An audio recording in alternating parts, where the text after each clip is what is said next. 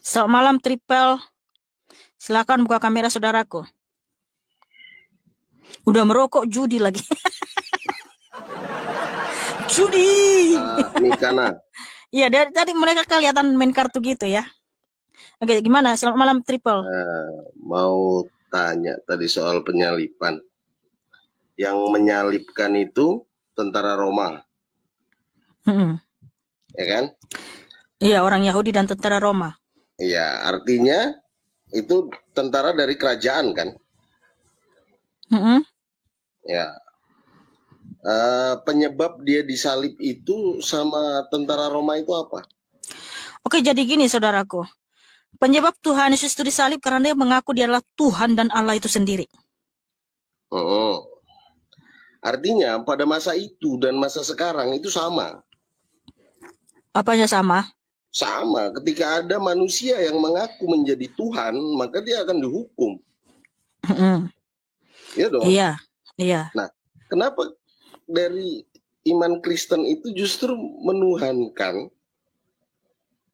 orang yang dihukum karena pengakuannya? Oke, begini saudaraku. Tuhan Yesus mengaku Tuhan dan Allah, apakah dia berdusta atau benar? Itu dulu nih yang harus kita selidiki, saudaraku. Jangan langsung kalau itu merasa pertanyaannya, apakah Tuhan Yesus itu benar atau salah? Nah, dia dihukum berarti salah dong. Bagi manusia kan salah, tapi bagi Tuhan tidak. Karena apa? Dari mana kita tahu? Kan pengadilan Tuhan belum ada. Kalau kamu bicara tentang hukum, Pontius Pilatus mengatakan Tuhan tidak ada salah. Oke, saya baca ayatnya ya. Matius 27. Oke.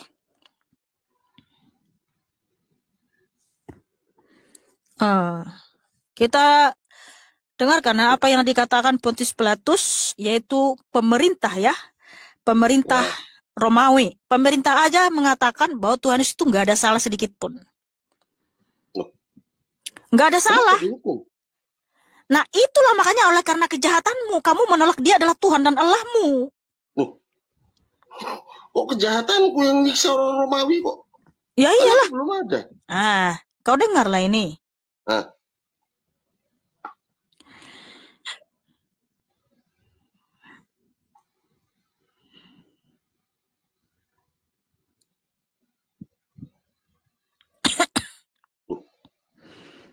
Itu dulu ya. Oke, kita baca aja lah mulai dari ini ya.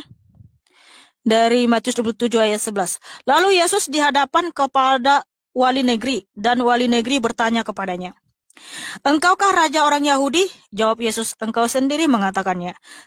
Tetapi atas tuduhan yang diajukan imam-imam kepala dan tua-tua terhadap dia, ia tidak memberi jawaban apapun. Maka kata Pilatus kepadanya, "Tidakkah engkau dengar betapa banyaknya tuduhan saksi-saksi ini terhadap engkau?"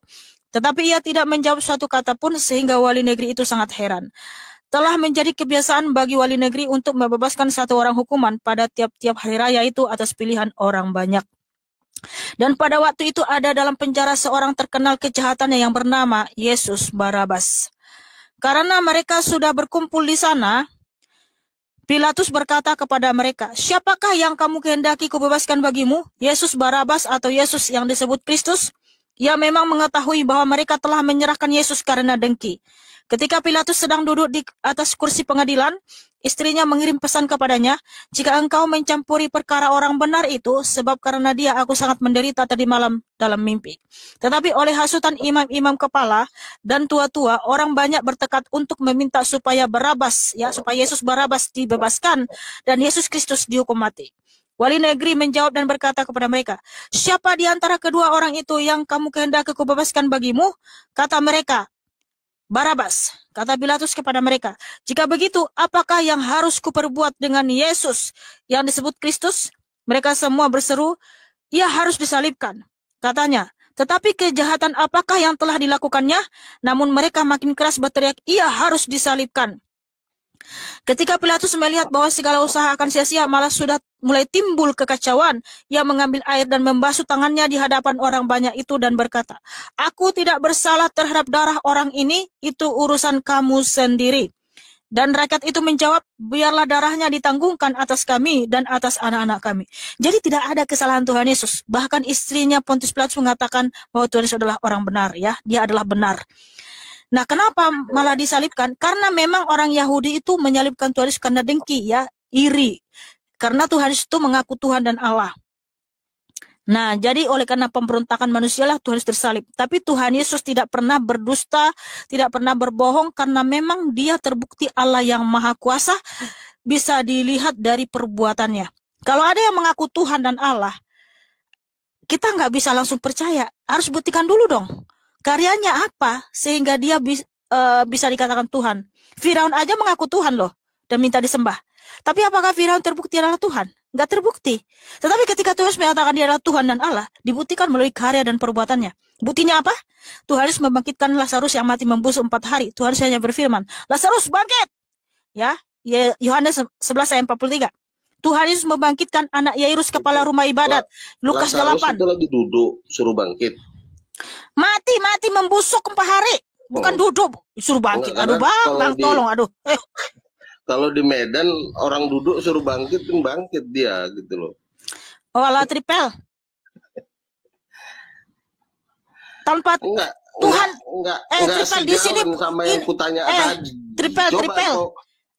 Tripel, bentar dulu, kau dengar dulu. Ini bukan perkara orang duduk disuruh bangkit. Aduh, kamu ini ngada-ngada saja kamu ini ya. Enggak ngada-ngada, yang ngada-ngada siapa coba? Kalau kamu orang duduk, kamu suruh dia bangkit bangun, semua orang juga bisa bilang gitu.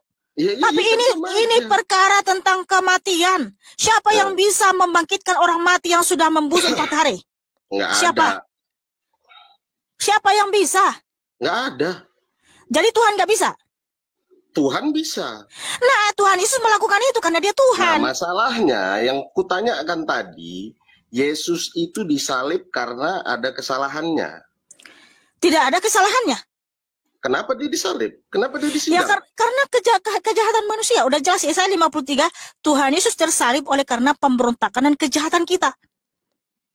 Kan nggak ada yang berontak. Dan kemudian Tuhan Yesus terbukti dia mati dan bangkit pada yang ketiga, membuktikan dia Tuhan yang Maha Kuasa. Dan kamu tahu nggak ketika Tuhan mati? Dia turun ke alam maut. Di alam maut Tuhan Yesus ngapain? Dia membebaskan manusia-manusia yang telah mati di zaman perjanjian lama. Dan ketika Tuhan Yesus bangkit, mereka pun bangkit. Yaitu Matius 27, 50-53. Ya. Ketika Tuhan Yesus bangkit, mereka pun bangkit dan sekarang mereka ada di kota kudus, yaitu surga. Nah itulah bukti bahwa Tuhan Yesus itu Maha Kuasa. Dia Tuhan Allah yang benar. Bukan sekedar pengakuan. Kalau cuma ngaku-ngaku, Firaun juga ngaku Tuhan kok. Ya, tapi aku nggak mau menyembah Firaun karena tidak terbukti dia Tuhan. Pada masa itu dan masa sekarang, ketika ada yang menyatakan dirinya itu Tuhan, dia akan dihukum, kan sama kan? Nah, kenapa jadi berubah? Ya. Kenapa jadi berubah asumsinya menjadi penebus dosa? Apa, Tripel?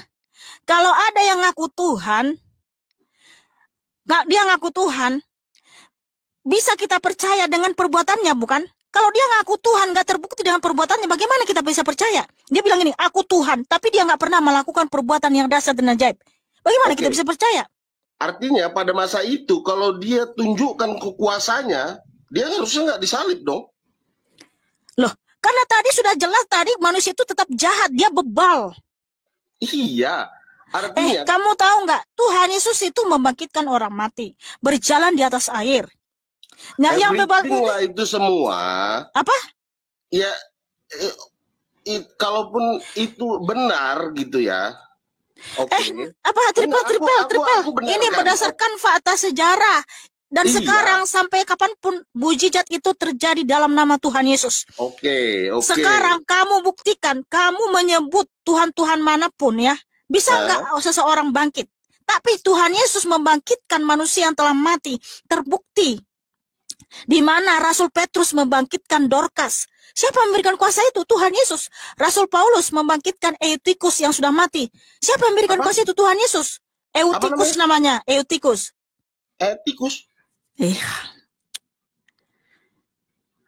Pergilah dan jangan berbuat dosa lagi. Ini memancing emosi ngomong sama orang ini. Mohon maaf ya. Namanya Eutikus. Bukan berarti tikus-tikus yang di got itu. Kalau sekarang orang ngaku Tuhan, ya dia dihukum lah. Orang dia nggak bisa membuktikan dia Tuhan. Tuhan Yesus itu mengaku Tuhan dan Allah memang benar, tidak berdusta. Terbukti melalui karya-karya dan perbuatannya. Kalau cuma sekedar mengaku kan banyak ngaku Tuhan tuh. Tapi nggak terbukti dia Tuhan. Dia mati membusuk, nggak bisa bangkit.